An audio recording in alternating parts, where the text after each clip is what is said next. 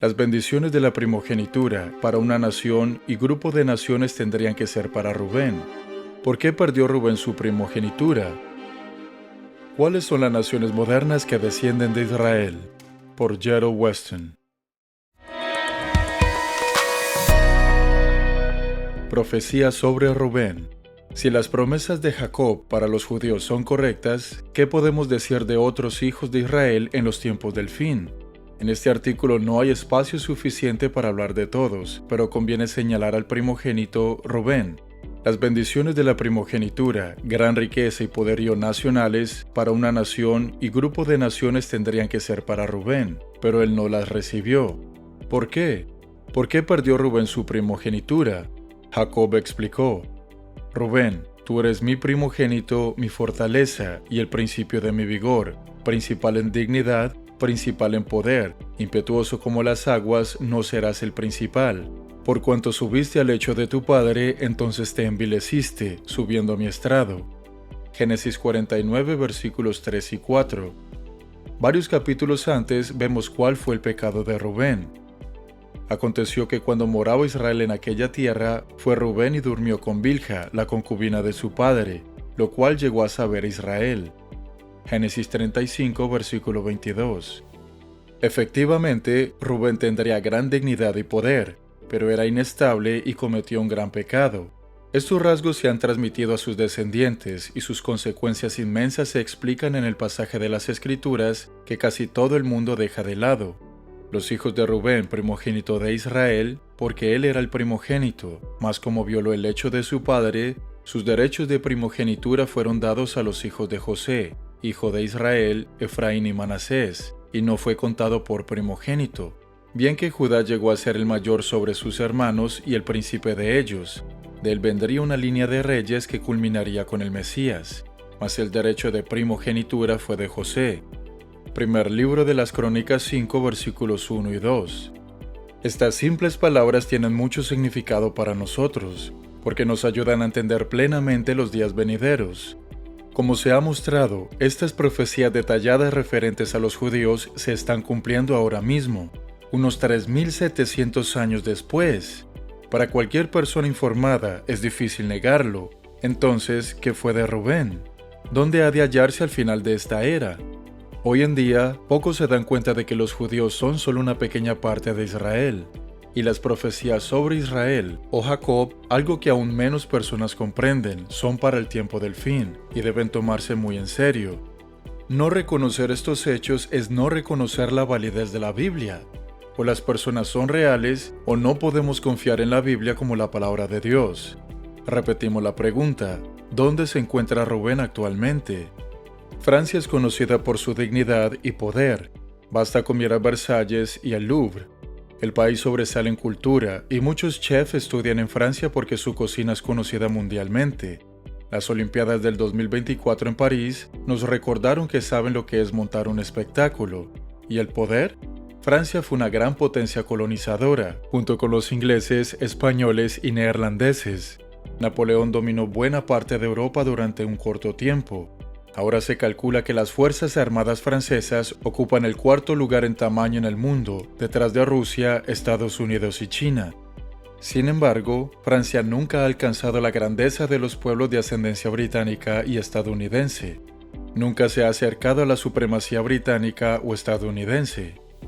En lo que se refiere a enfrentamientos directos, Francia a menudo terminaba en segundo lugar, ya fuera en Waterloo, que puso fin al intento de Napoleón de controlar Europa, o en las llanuras de Abraham, una batalla decisiva que finalmente llevó a los franceses a ceder el este de Canadá a los británicos. Al mismo tiempo, Francia ha tenido cierta afinidad con el Reino Unido y especialmente con los Estados Unidos. Ayudó a los estadounidenses en su revolución contra los británicos. Francia fue quien regaló la Estatua de la Libertad a los Estados Unidos, y tanto el Reino Unido como los Estados Unidos ayudaron a Francia en 2 guerras mundiales.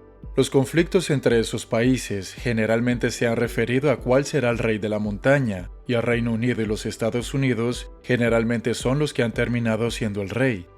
Las promesas de gran poderío y de riqueza agrícola que encontramos en Génesis 49, versículos del 22 al 26, y Deuteronomio 33, versículos del 13 al 17, serían no para Rubén, sino para los hijos de José, Efraín, naciones descendientes de los británicos, y Manasés, los estadounidenses.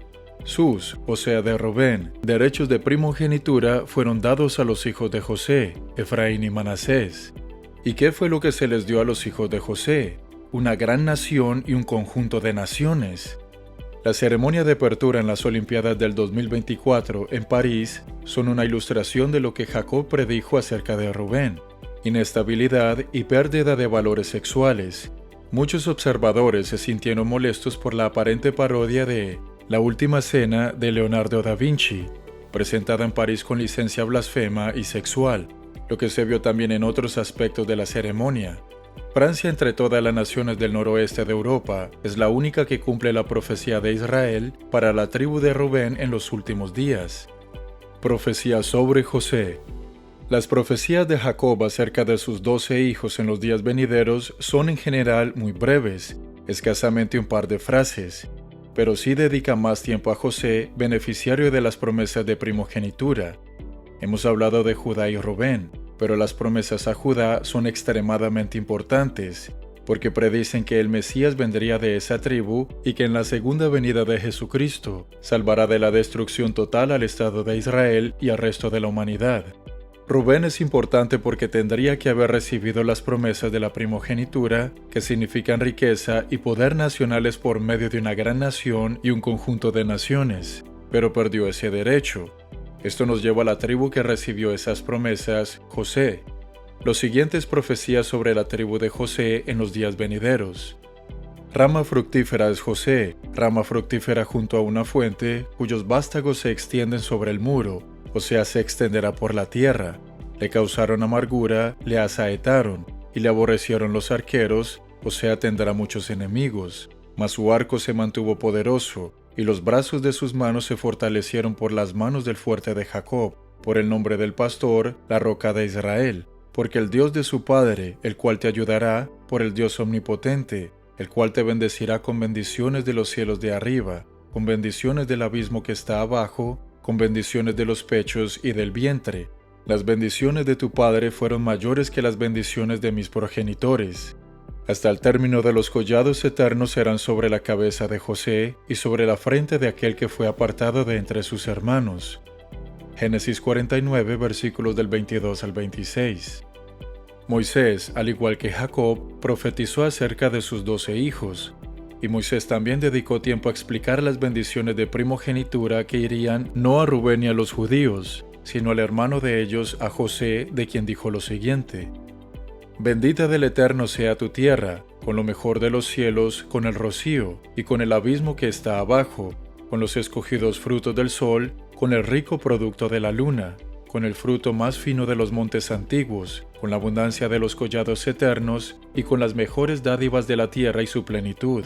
Y la gracia del que habitó en la zarza venga sobre la cabeza de José, y sobre la frente de aquel que es príncipe entre sus hermanos. Como el primogénito de su toro es su gloria, y sus astas como astas de búfalo. Con ellas acorneará a los pueblos juntos hasta los fines de la tierra. Ellos son los 10 millares de Efraín, y ellos son los millares de Manasés. Deuteronomio 33, versículos del 13 al 17.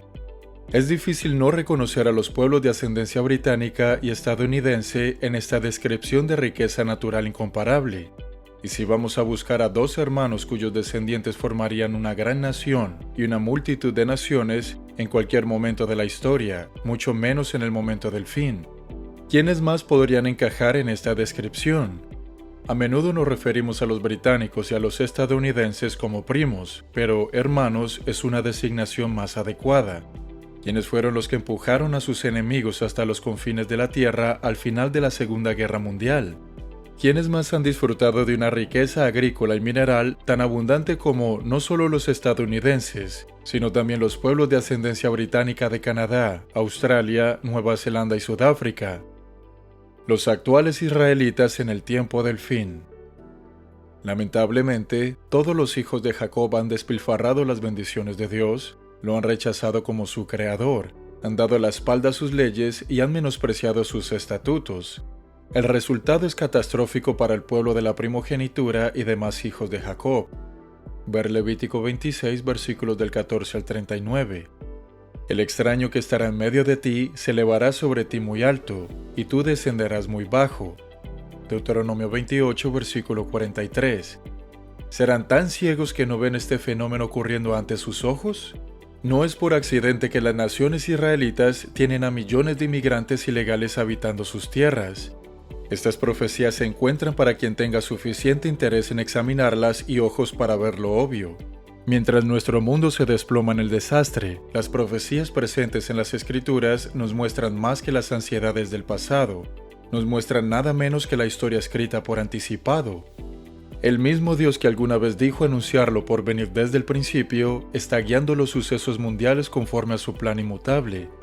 Si deseamos entender hacia dónde se está dirigiendo el mundo, si deseamos saber con certeza qué afrontarán nuestras naciones en los días que se avecinan, no tenemos más alternativa que admitir la importancia de las profecías.